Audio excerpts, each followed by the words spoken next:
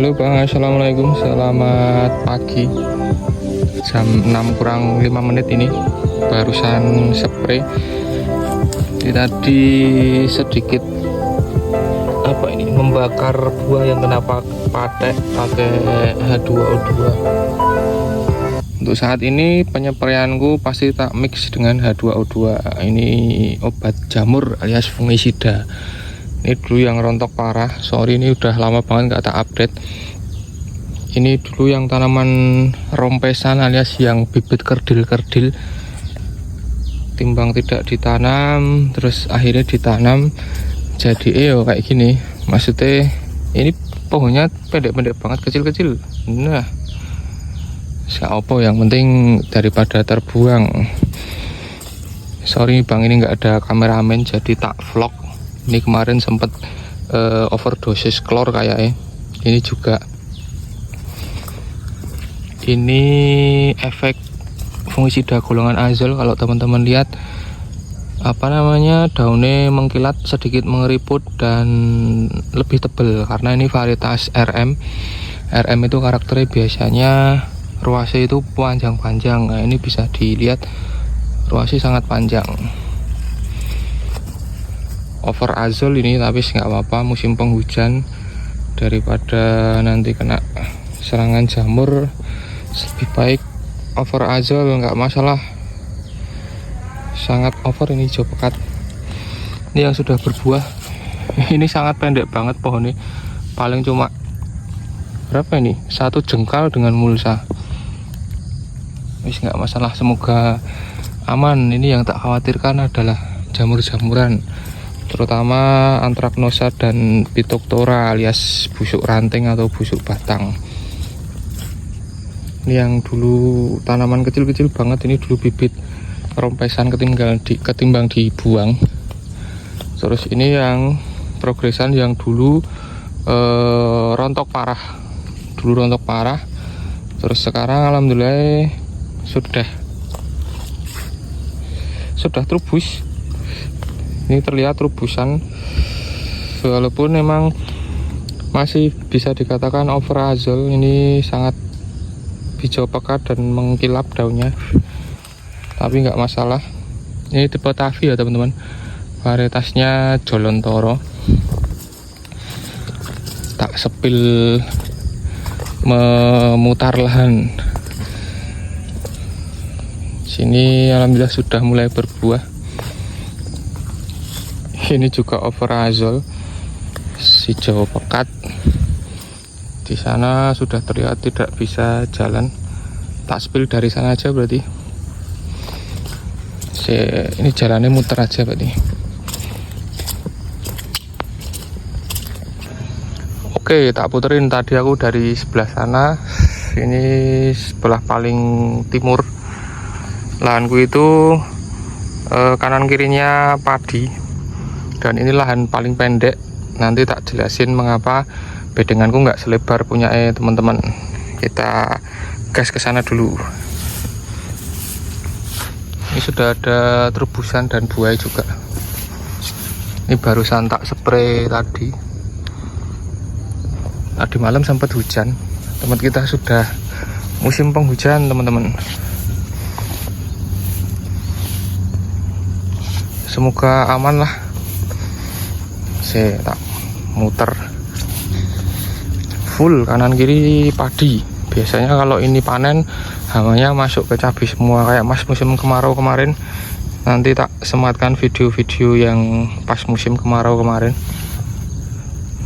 Alhamdulillah sekarang sudah terubus. Wah, sebelah sana, sebelah sini juga sulit untuk jalan karena emang selokannya tak buat sempit. Ini over azol juga. Total populasi ini sekitar 1800-an, kayak terlalu rapet banget ini. Sebelah sana juga.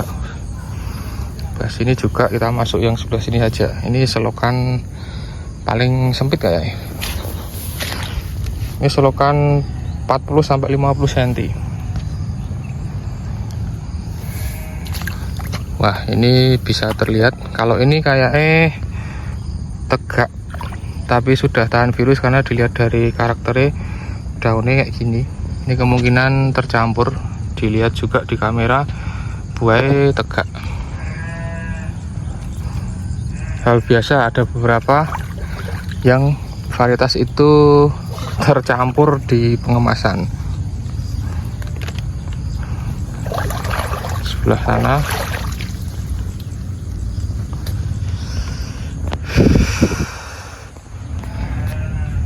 ini batang terlihat. Oh ya, kemarin ini sempat tak sebarin pupuk di lubang tanam yang agak kontroversial di TikTok. Ini adalah fosfat. Ini fosfat lokal sini, non merek, tak mix sama NPK nya pakai Novatek. Fosfatnya 10 kilo, Novateknya 3 kilo. Ini masih terlihat teman-teman bekas kemarin pas musim kemarau. Nah, ranting-rantingnya ini kemarin bekas kayak pohon kaktus, jadi tinggal ranting tok, nggak ada daunnya.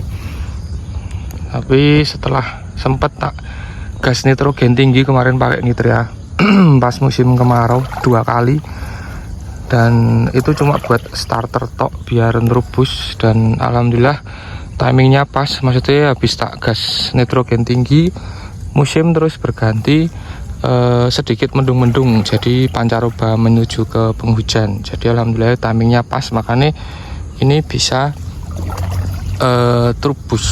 turbusnya bisa pas lah menurutku. Jadi nggak over end, tapi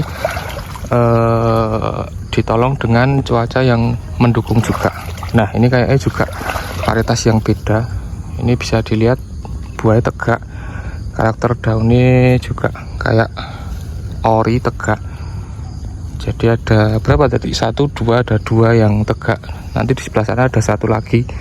Memang khusus di bedeng ini ada varietas yang berbeda. Nah, ini ranting-rantingnya masih terlihat bekas kayak pohon kaktus. Pokoknya sabar teman-teman yang alami kemarin kena serangan trip parah dan brodol alias nggak ada daunnya blas. Alhamdulillah temanku ini masih mau terubus. Wah, ini udah tinggi banget. Kondisinya seperti ini. Nah, terus membahas masalah selokan nih teman-teman. Ini selokannya kan sempit banget punya aku. Jadi kenapa selokanku itu sempit? Karena lahanku ini rawan banjir. Jadi menurut kita itu selokan yang sempit dengan bedengan yang agak lebar, itu sewaktu-waktu ini kebanjiran, air yang masuk ke selokan itu volume atau debit airnya itu tidak sebanyak kalau selokan lebar. Jadi si bedengan itu nggak terlalu lembab banget. Beda cerita kalau ini bedengan kan 120, misal ini tak buat selokannya 120 juga, otomatis kalau pas banjir air itu menggenangnya kan banyak, karena volume debit air itu selokannya 120 cm. Makanya nanti bedengan itu akan lembab dan bisa mengakibatkan patogen jahat atau jejamuran itu mampir ke lahan kita. Jadi kita meminimalisir itu dengan men-setup si selokan ini tidak lebar banget, dan itu pasti ada plus minusnya. Plusnya yaitu tadi menurut kita ini lebih lebih tidak berisiko saat lahan kita banjir, walaupun kalau hujan 2 hari tetap kita harus sedot ini pakai diesel di selokan, tapi paling enggak bedengan enggak terlalu lembab. Terus minusnya adalah teman-teman bisa lihat sendiri ini kalau untuk spray. Nah, ini udah repot banget kita spraynya. Ini udah parah banget, spraynya pasti nyangkut-nyangkut. Tapi nggak apa-apa, mau gimana lagi, karena lahan kita itu paling pendek di samping kanan kiri. Jadi kita akalin setup selokannya itu seperti itu tadi.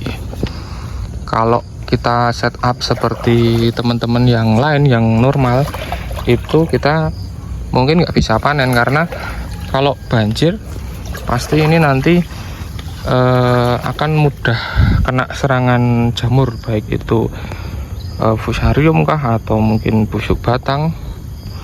Jadi alasan kita pakai setup selokan yang sempit walaupun minusnya di aplikasi penyeperian ataupun perawatannya agak repot, itu karena menghindari itu tadi, biar bedengan itu enggak terlalu lembab banget.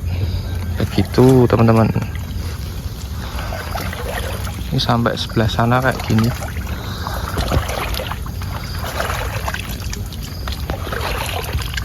Nah ini yang tadi tak sampai ini ada yang menyimpang juga. Ini buaya tegak juga, dan alhamdulillah nggak bule, alias kayak ini sudah tahan virus juga, lumayan besar, kulitnya tebal. Ini kemarin sempat tak buat sampel, tak petik sekitar 10 buah, tak tak buat sampel di pelelangan, dan ini masuknya ori.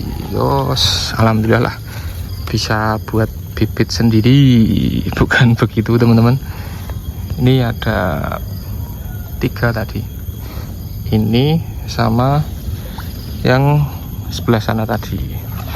Oke, kita gas bedengan yang lain. Buaya kayak gini teman-teman, varietas Jolontoro.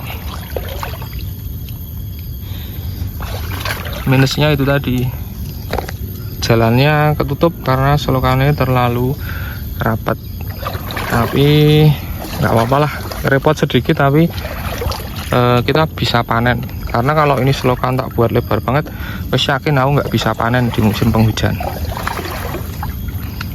Sebentar, ini tak shoot posisi lahanku dengan kanan kiri. Lahanku itu paling pendek, dan ini posisi di mepet kampung alias mepet desa. Dan kalau hujan itu air kampung dan air kanan kiri sawahku itu masuk ke sini semua. Ini bedengan juga tak buat tinggi, sekitar berapa ini, 50 cm sampai 80 cm lah ini tingginya, dari sini ke batang pohon ini. Kondisinya gini ya, ini bisa dilihat itu tanggul itu tinggi sebelah sana. Jadi kalau banjir ini berhektar-hektar ini masuknya itu ke lahan sini, terutama yang berdampingan langsung ke sini. Nah ini kan tinggi, nah ini masuknya ke sini. Kalau tadi selokan tak buat lebar, yakin aku nggak panen. Nah selokanku sempit banget, bisa dilihat sangat kerepotan untuk aplikasi penyeperian, tapi nggak masalah. Ini padi dan ini tinggi banget, langsung masuk ke sini. Sebelah sini juga, kalau ini tidak terlalu tinggi, tapi ini masih sepadan lah. Tapi biasanya air juga masuk ke sini. Ini bisa dilihat di selokan masih ada air. Nah, sebelah sana malah tertutup rapat banget, nggak bisa buat jalan. Ini udah saatnya petik, banyak yang merah-merah. Wah, sebelah sini malah sulit, wes sudah benar-benar tertutup. Tak shoot dari atas saja. Jadi alasanku itu tadi, selokan nggak tak buat lebar karena itu tadi. Segitu teman-teman. Tak pindah ke bedengan yang lain, ini udah nggak bisa buat jalan soalnya. Oke, kita pindah bedengan sebelah sini. Ini terpantau ada yang kena patek. Duh, blur ini. Nah, ini sudah mulai masuk patek-patekan. Kita buang jauh. Bedengan sebelah sini juga sama. Tapi terlihat di video yang sebelah sini terbusannya baru mau jalan, bakalan bunganya belum begitu banyak. Tapi yang sebelah sini sudah jalan dan terobosannya sudah, bakal buaya sudah lumayan. Nah, ini masih terlihat bekas kemarin serangan trips tungau di musim kemarau. Ini ranting-ranting yang tidak produktif. Ini patek juga sudah mulai nampak. Daunnya lumayan tebal seperti yang tak sampaikan di awal tadi. Ini tak gas azol, fungisida golongan azol, pakainya propiconazole, pakainya merek dagangnya Konsul. Nah, untuk fungisida yang barusan tak aplikasi, tak spray itu tadi adalah Konsul, tak mix dengan Tridium, tak mix dengan Zepco, terus tak mix dengan H2O2.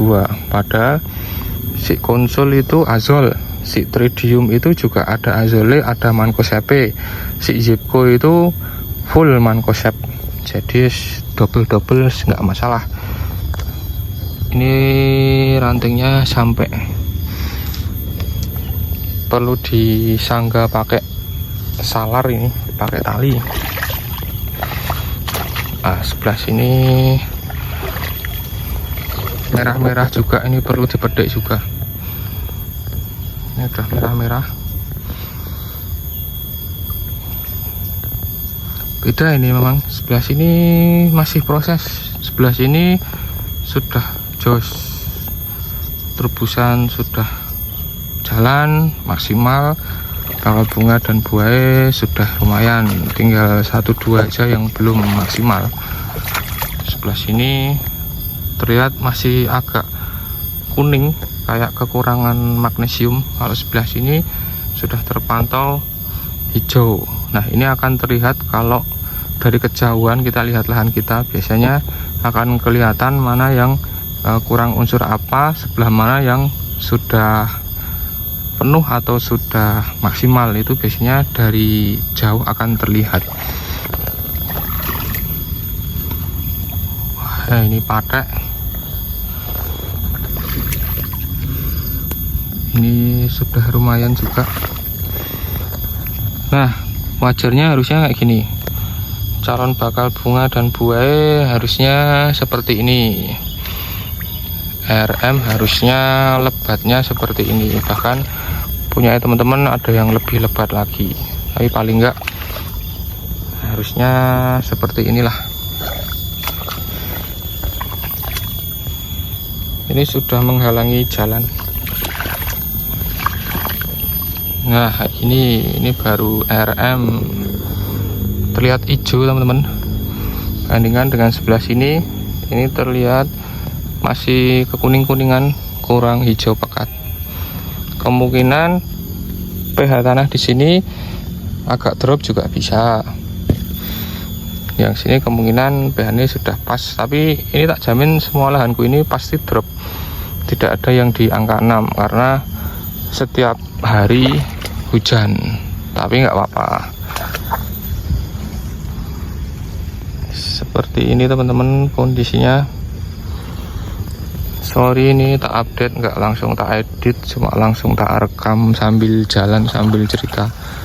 Barangkali teman-teman nanti bisa sharing-sharing di kolom komentar. Mau bertanya boleh, mau ngasih masukan juga matur suwun sangat.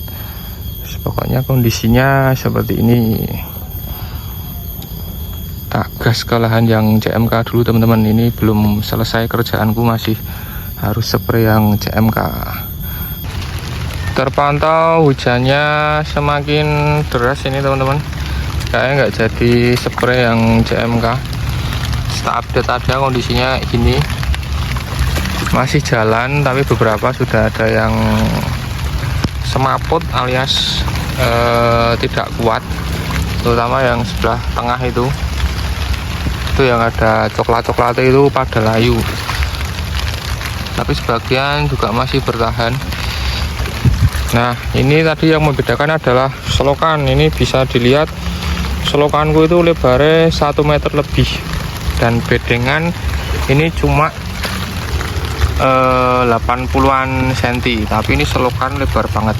Nah, ini yang mengakibatkan kurang maksimal di lahan kita karena kondisinya selokannya lebar, jadi ini kalau banjir ini juga lahannya sering banjir juga.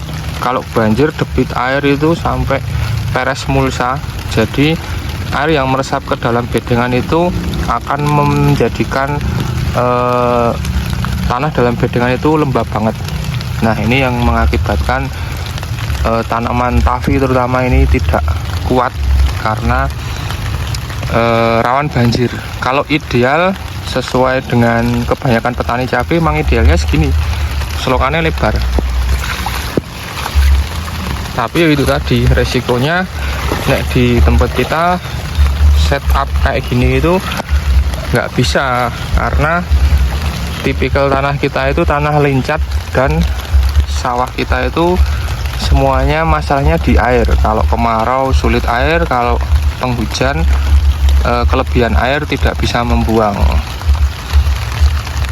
Begitu, jadi ini harus di setting ulang, besok bedengannya dibenahin lagi. Yo, dengan resiko perawatannya akan lebih sulit, tapi mending perawatan sulit tapi tanaman aman menurutku. Ini selokannya lebar banget. Begitu teman-teman, jadi semuanya nggak harus sama, disesuaikan dengan kondisi lahan masing-masing. Wes gitu dulu lah, tak pulang dulu ini karena hujannya semakin deras. Pokoknya tetap semangat teman-teman, matur suwun yang sudah nonton dari awal sampai akhir. Pokoknya tetap semangat dalam bertani, dan semoga kita semua sukses bareng-bareng. Amin. Assalamualaikum.